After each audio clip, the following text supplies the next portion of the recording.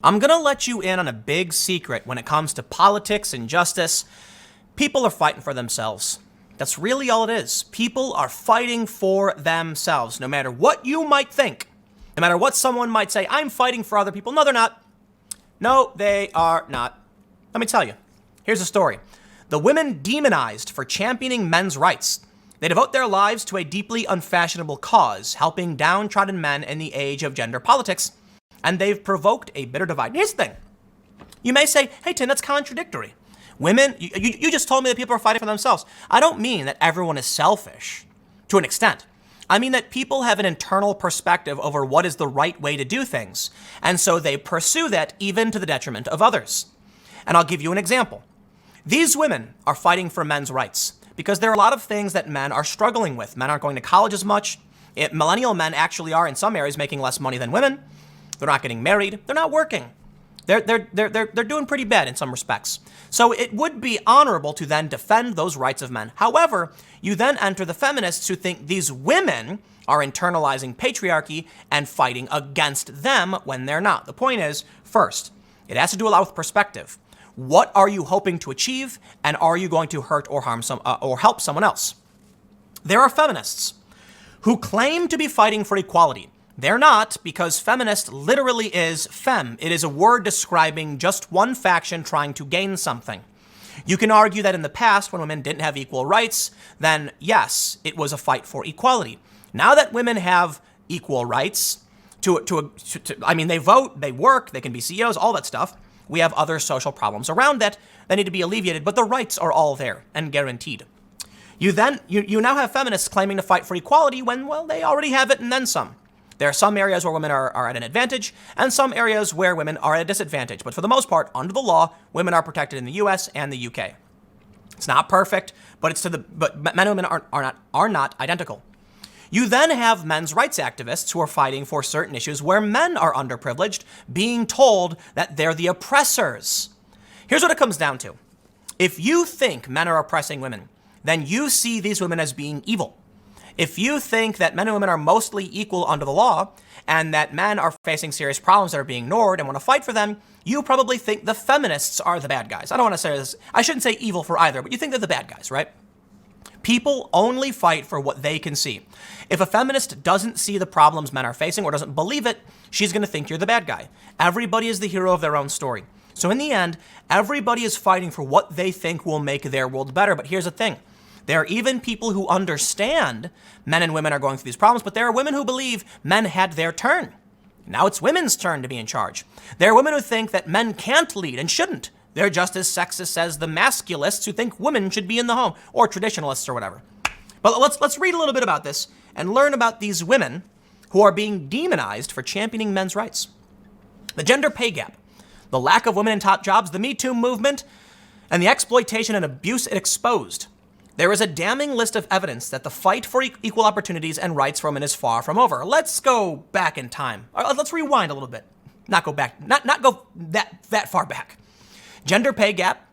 Are you referring to job for job? In which case, the reason there is a 3 to 5% gap between men and women is that women don't negotiate.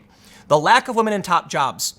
This has to do with the fact that gender equality is relatively recent. And so there's nothing we really need to do other than have women work. In the next generation, you will see more women CEOs. In fact, the military-industrial complex is all headed by women. The Me Too movement and the exploitation and abuse it exposed. First, Me Too has exposed the abuse. I would say that's a major victory. The other issue is that, yes, men tend to be, the ones who perpetrate crimes against women. That's just crime. I'm not going to call crime oppression. Sorry. People commit crimes. Men are more likely to be victims of violent crime. We're not going to claim that men are facing some kind of problem because men are committing crimes. The fact is, if an individual commits a crime, they shouldn't. The law already protects you. The issue here is that women need to negotiate, they need to take these jobs, and they need to speak up.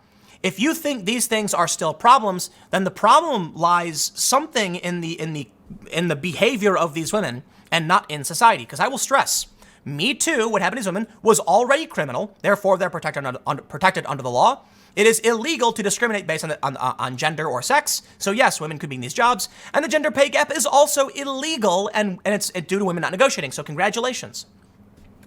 This makes it all the more surprising that a small but increasingly vocal band of women is fighting for justice. Not for women, but for men. Surprising? Not really. These women have dedicated their lives to addressing what they see as a crisis of masculinity and the unfair treatment of men by society. They come from academic backgrounds or began campaigning for women's rights before focusing on the problems of the other sex. So what do they say? Courts punish men and kids lose out. Well, that's true. They say Britain's family courts are engaged in practices that separate fathers from their children, knowingly or not, Allison believes. She says, the pressure groups springing up, some of which are advising the Ministry of Justice on domestic violence cases, have an anti-male agenda. I see fathers marginalized and excluded from their kids' lives. Let me tell you a story. I don't have all the stats, but there was a story a while back of this is local news in Chicago. A woman and a man and a woman were fighting for custody of 3 kids. The man asserted the woman was a drug addict and that she shouldn't have the kids because she was a bad influence. She couldn't afford it. She couldn't support it, and she was wasting the child support on drugs. The court ruled in her favor, saying something to the effect of it would be, too painful for a woman to be separated from her kids. Guess what? She killed all her kids. Something happened. I don't know what happened. She ended up doing a bunch of drugs. The kids ended up dying. There was a story where a woman won the rights of the kids after the father said she was nuts, and then she bludgeoned the kids to death. I'm not saying it's all the time this happens. I'm not saying that it's evidence, it's anecdotal. But there are a few stories where it stands to reason that, at least in these cases, the men should have won the kids and didn't. And that goes in line with some of what people are saying. But you're going to have to look those stories up because it's been like 15 years since I saw those local. It was like an Illinois story. She says false allegations are more prevalent than people realize, and supervision orders disproportionately happen to fathers. So I guess, is that the only reason they're highlighting? Boys need more emotional support. She says Belinda Brown, 54, is a social anthropologist and co-founder of Men for Tomorrow, a widow with 2 children. She lives in London. Okay, we get it. We got some women who are fighting for men's rights. Fathers pay the price in divorce. That's a fact. She said, one woman says she had death threats and a bomb scare. Erin Prizzy, 80, founded Women's Charity Refuge. She is now a patron of the charity Families Need Fathers. She lives in South London and is divorced with 2 children. She goes on to say she's all for equality. So let me tell you something. I'm not here to tell you one side, what men got it better, women got it better. The reality is, no matter where and when, there are advantages and disadvantages. Some people want to sit around all day doing nothing. Well, that's a lot easier to do for a woman than it is a man. Now, women may be angry to hear that, but that's just the fact. Let me tell you something, man. As a woman, you don't know what it's like to be a guy. You don't know about the pressures men face, the risks they face, and the things they know and hold on to deep down inside. As a man, you don't know the pressures women face and the things they hold on to deep down inside. You don't know what it's like to be a woman. The fact remains, neither knows what it's like to be each other. Now, there have been some instances where people are trans and they explain the difference. That's still not good enough. There is a substantial difference between growing up male and growing up female. And let me tell you what I've seen from the data.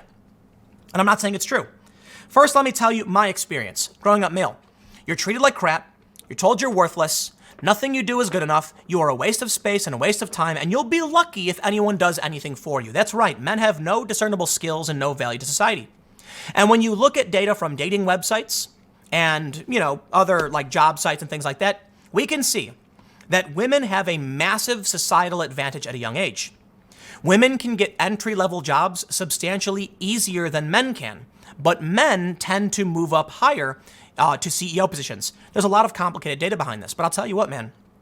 From being homeless myself and trying to find a job, all of the most abundant jobs, say restaurant industry, for instance, don't hire guys.